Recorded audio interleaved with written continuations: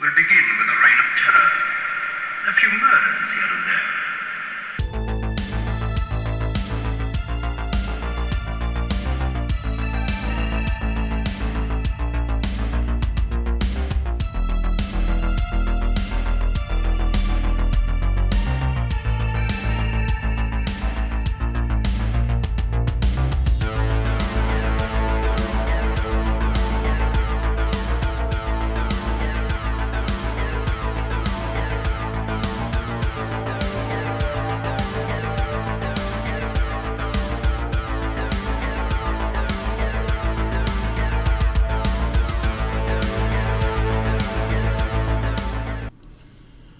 Hello, children of the night. Welcome back to Blood and Guts HHN, and we're breaking down more of HHN 33 for you. With me, as always, Mad Matt. How's it going, Mad Matt? I'm doing fantastic as usual, Evil Adam, because we may be sad that HHN 33 has come to an end, but we come to another part of the season that we do enjoy, which is making our review videos. So, friends and fiends, as usual, we'll get to bring you the reviews of the houses. So this one will be houses 1 through 5. Yep. And we'll start it off like we're just going right down the Minion Highway oh God. and work our way down the park. That's right. And before we, get started on this journey, we'd like to shout out a few special people we met at the event. We had a good time. We just came across some folks and had a good time in the lines, waiting for houses, and went through some houses, sitting in the smoking section, watching all the people get scared of the scare zones, and we ran into some more cool, awesome people. So we'd like to shout those guys out right now. So So we have the newly engaged Aaron and the future Brittany Evanson, if I'm pronouncing that correctly, from Kansas. I had a great time going through Slaughter Cinema with this couple here, and found out that they recently got engaged at the event, so that's always going to be something special for them. And like I said, it was great meeting you two. Yeah, that was super awesome. And we have a graphic designer named Will Lewis who does amazing work, friends and fiends. If you go to his Instagram page, it's weekend_tacos. And like I say, he does great work. So if you ever need some designing for maybe your website, or maybe you have a YouTube channel or something like that, reach out to Will. He does great work for you. So it was, like I said, it was great meeting him and hanging out with him for a little bit, and found out he's actually from North Carolina as well, and moved to Florida. So it was good to hang out and get to chat with people. And that's what HHN is all about. I mean, I can go outside the coconut. I know you can go in the coconut. We can go be standing in a line for a drink or a churro or a snack or something, and just run into some awesome people. Every year we go, we meet more and more awesome people who love the event, and that's what makes it fun. Is just we're in our element. We're with our people. We're there at our favorite thing. Everybody's so friendly. Everybody's so kind and awesome. And that's one thing that we absolutely love about this event. Mm-hmm. So let's go ahead and kick it off. Let's talk about some houses. Let's talk about what worked, what didn't work. Let's talk some houses. So the first house, then, like I said, just going right down Minion Avenue, we'd be making our left. The first house we would get to then would be Monstruo's, Monsters of Latin America. So we know this was a house that debuted in Hollywood last year and had rave reviews. So Universal Orlando decided they wanted to bring it over here to the East Coast so we could experience that. Yep. So Evil Adam, give me your thoughts on this house. What worked for you? Was there any critiques you can give it? The critique I will give it is I believe that the main reason they brought it over was because of the budget cuts, and they already had all the props in California, and they kind of had their ideas, the blueprints, the designs, what they wanted to do. They sent that on over. Now, does that mean the house was bad? Not at all. This house was pretty awesome, actually. I really enjoyed it. I had a lot of fun in this house, and every year you and I talk about quotable moments from the houses. So last year, for example, in Universal Monsters, you had the "my baby," or as in Yeti, you had the "what the hell are those things?" And every year we have these quotes. Right. So this year, of course, was the great whistle, and the El Sabon is near. Yep. So that's a great quote. I thought that this house was really well done. I loved the behind-the-scenes tour that we did, and learning more about this with Avalon, our tour guide, which we're going to do a couple of tour videos for you later on, so stay tuned. But I just thought this house was great. I mean, The only thing I would have done differently is I felt like the outside scenes when you're supposed to be walking through the streets could have been a little more streetly, if you will. Dressed out differently. So almost like imagine the way that Chupacabra was. Right. Like how you really felt like you were on the streets because you could see other buildings and the staggered architecture. You know how they would have a building, they would have the sight lines with the other buildings. I thought that they could have done that a little better, but aside from that, I like this house. Yeah, I couldn't agree with you more. Now, I thought Monsters of Latin America, what I loved about this house, it was by far, for me anyway, was the bloodiest house this year. It had a lot of good set pieces in there. Oh, yeah, definitely. Like, especially El Sabon. Yeah, we talked about El Sabon. He had them like hanging up on the meat hooks with the bloody backs with the spinal cord showing. Spine rips. So I thought that was fantastic. I can't remember the name of the owl creature, but that animatronic in there was awesome as well. We got some great photos of it. And I also have a walkthrough of this house too, friends and fiends, so make sure you check those out. If you didn't get to go, check out our walkthroughs. The only one we didn't get was Goblins, which we'll get to that one later because the camera crapped out on me. Right. But like I said, I really enjoyed this house. I agree with you. I think the setting, the set pieces could have been dressed out a little bit more. I do love that opening facade there when you come in there and he's seen in the story as you go along. Yep. So all in all, I would have to give this one overall. I'd probably give it a 4 out of 5. 4 out of 5 Goldblums. So I'm going to go right there with you. 4 out of 5 Goldblums for me on this one. Awesome. So moving right along, then we come to A Quiet Place, and I know this is one where I ain't gonna say we actually that we hate the franchise, but we're not real big fans of the franchise as well. Correct. That's correct. So starting off for me, the house.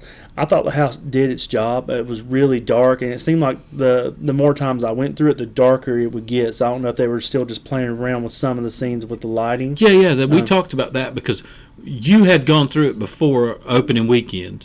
You'd gone through it then. Yeah. And then we went back through it a couple of times when we went on our run. And you told me we got out of the queue, fans, and you told me, you were like, that house was darker, and it was. And I thought, damn, it was dark as shit in there because I kept bumping into you, and I couldn't see anything. Well, I had to have my hands out, like feeling through the sift. Yeah, like trying to figure out where I was going. Yeah, and as far as I mean, for me personally, was it a house I wanted at the event? No. Was it an okay house? Yeah, but I feel like it was just a place filler. Yeah. I mean, obviously, it's the IP. It's the one they're trying to get butts in the seats. It may not be a franchise that I'm very high on, but when you look at the box office numbers, it's a very popular franchise. So now, did it move the needle for them this year? I don't know, because from what I've been reading, it seems like attendance may have been down across the board. Is that because the lineup of houses this year? Is it the economy? Don't really know. There's a lot of factors that could play into it. Right. But now I do, as far as the stuff in the house I love the puppets. I'm not really sure if any of them were really full-on animatronics or if there's just puppets or pieces that are just getting pushed up. But I thought they looked great. There was a scene in the house where you look out to the left and it's like a lake setting, and you like have a boathouse. Yep, and that part was really well done. Yes. I will agree. And I always, and I've heard a lot of folks talk about that sound baffling hallway where they baffle the sound and it's completely pitch black and you can't hear anything. Right. And a lot of folks are talking about that as being really good, but I mean, I think that it was done better in Hill House because they had the audio of her voice falling right where your ears would be and almost moving downward. It's making you look around like where's it coming from? Right, and even then, you take it back to Graveyard Games where they did it before Hill House, and it was even better that time. So, I mean, was it good? Yeah, it was okay, but in a year full of really good houses, it's always still going to come a little low for me. But how would you Goldblum it? Goldblum, just based on how much fun I had, just based on the house itself, the visuals, everything, I'm going to give it 2.5 Goldblums out of 5. Yeah, I'm not far with you. I'm actually going to give it a 2, and part of it is just the fact that, like you said, you still had the thing that we were scared of, it being the shushing going out throughout the house. Yeah. But I mean, it wasn't done as much as I thought it would be. Right, right. There were parts of the house where it was so dark you couldn't hardly see, and it didn't work. It didn't work to their effect where it scared me. It just made it where I'm like just trying harder to see like the actual effects and the scares and things like that. Right. But it wasn't like, even though I give it a 2 out of 5, it's not a bad house. Like, it's still been better than most houses that we went to in years past, where we seen some real duds. Like, I wouldn't categorize this one as a bomb or a terrible house by no means. Right, right. It just wasn't my cup of tea. Wasn't my favorite one. So like I said, I'll roll with a 2 on that one. Yep. Totally. Yeah, and I'm neutral with you on that. I mean, it wasn't no hell block horror. No. And it wasn't no Spirits of the Coven, but right, exactly. But that's still, what I was going for. Yeah, it's just a neutral kind of house. But yeah. Well, then moving right along, we come to Ghostbusters: Frozen Empire, and I can tell you firsthand, this is one that was a pleasant surprise for me. Yep. Like, I wasn't expecting much out of this house, because the movie itself I was mixed to negative on. Like, it had some parts in the movie I really enjoyed, and then there was parts in it that was just real cringeworthy, makes me rolls my eyes. But we actually talked about how's this going to translate into the house. Yeah, and luckily, we did. They just took some liberties that are on with things they're going to do, and I'm glad that they did, because it took the fun factor up on this house. This house was very fun. Yeah, like, is it a house that's going to scare you? Absolutely not. But as far as we're always looking for every year, we'll say, oh, this house here, that's going to be the fun house. For me, this was the fun house. I loved all the little mini marshmallow men. Seeing Dana, or the Ray Stantz character, greeting you when you come in, that was awesome.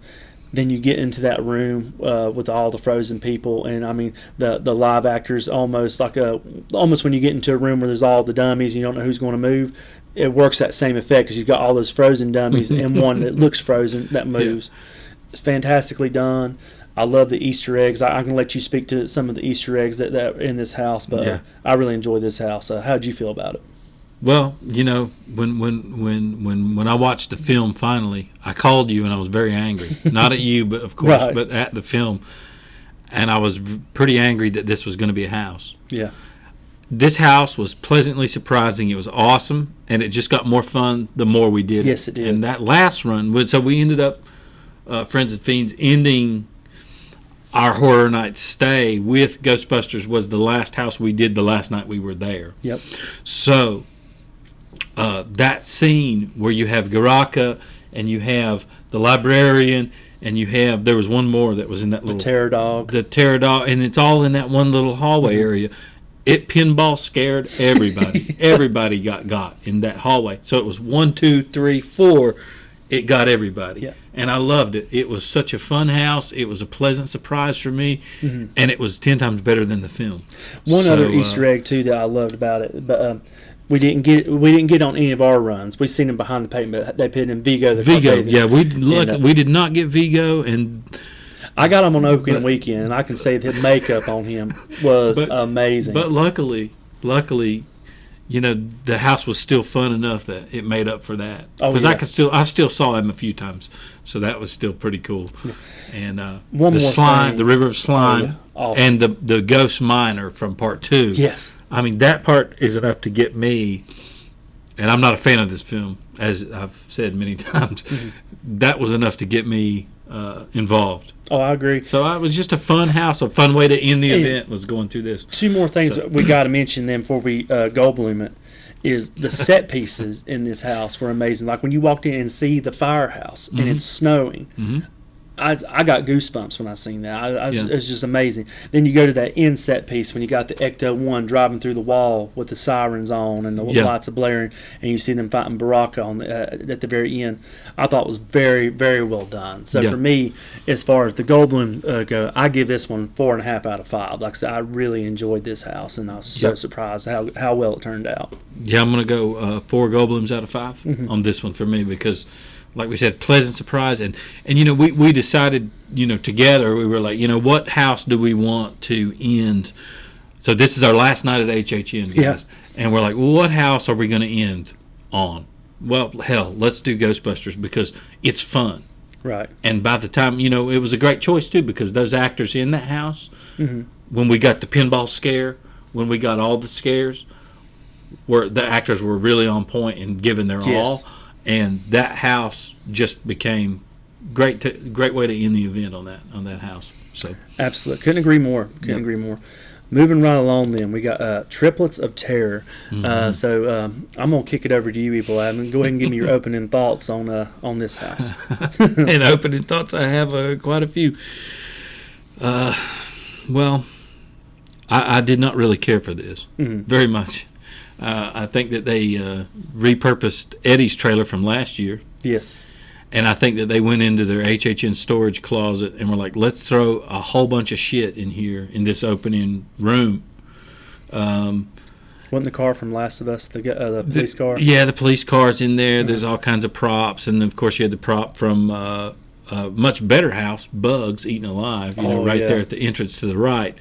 And this house, it really could have, don't even get me started, but this house was, so you're in a podcast about this murderous family, which, by the way, take a Google and look up Bloody Birthday. It almost seems like bit for bit they kind of ripped it off just a little bit, but this house would have been much better with its own trailer. Yeah. And so they do the Universal podcast where they do the goblin story, right? Or, the behind the scenes story. Make this into its own fake podcast to where they talk about the family killed in the 80s and then they killed in the every 10 years they kill, or whatever the story was, or even better, have a trailer for it. Yeah, a visual trailer like they used to, where you have an actor and he's like, this is Tom Smith of Channel 7 News and we're here at the scene of the crime where the family kills every 10 years, and have him kind of like in the queue guiding you through the kills. Yeah, because they could easily... It just lost so much. They could easily do that. Like I said, you make a great point, because I hadn't even thought about that. But like I said, I used to love that in years past when you're waiting in line and you see those trailers, because that's on that backside where it's that house and Insidious. So you could do two different trailers. You could have trailers in the queue on TVs. You could have trailers projected on the wall, outside on the building. That's exactly what they used to do. There's so much that they could do, but they just didn't. They were like... And I had high hopes for this, because I thought, here's an original slasher. Right. Not an IP slasher, and it just let me down so much. And the killers were generic, the outfits were generic. You have your big redneck guy and your little one, and then the woman, and it's like it let me down a lot. This house did, and. I feel like I wasn't as let down as you were, but I definitely thought it had room for improvement, because you hit the nail on the head. Like I remember going through the house, and I can remember hearing the people in front of me, what's going on, because they didn't know. Yeah, nobody knows. If you didn't listen to the podcast, you walk through that little room that's supposed to be the podcast room, right, where it's telling the story of the killers, and that room is 3 foot, 4 foot wide, and then you go into the scene. How are you going to get all that narration in that amount of time? Not a lot. And like I said, if you didn't do your homework, you're really not sure what's going on, other than seeing the little blurb on your mobile app, because they done away with the paper maps this year. Because we can't have that. So budget cuts. That's the thing. You're going to notice this, Friends and Fiends. The theme of the year is budget cuts. Yeah. So that should have been the subtitle. HHN 33. HHN budget cuts, and the cuts has a Z on it, and a knife slashes through. Budget cuts. But Triplets of Terror as a whole, I still enjoyed it quite a bit. I thought it had some good blood and gore and trigger warning. I know they killed a dog in it, and people were upset about that. So. There is a rain snow type effect and all this, but still, even that wasn't enough to get me. Oh, and let me say one more thing on this house was that ending. So I don't know if they repurposed Eddie's trailer or not, but I know for a fact, because I listened to some tour stuff, that ending when you're going through the sewers and supposedly the helicopters looking for the killers, that same sewer system and that same setup that they used at the end was also used last year in a much better house called Universal Monsters Unmasked. Yes. That's the same exact sewer system. They just reused it. So, and I don't blame them for doing that, because I know obviously they do have the budget cuts, but you need to make it in a way where it's not noticeable. It's not noticeable, yeah. Right.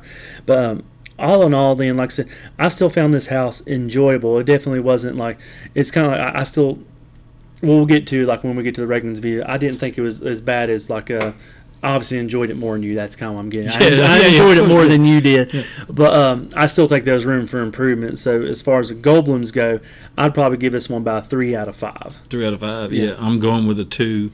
2 Goldblums. 2 Goldblums. Yes, 2 Goldblums. Yes, interesting. And that's fair. Like I said, that's fair because I can definitely I see your points on it. Like it's just some of the things like I said, like the blood in it, the kills that you did see in it, and the actors themselves. It was just. I mean, you know, it was serviceable for me. When I think about last year, I think about your Darkest Deals, and I think about your Monsters Unmasked and all that kind of stuff. Yeah.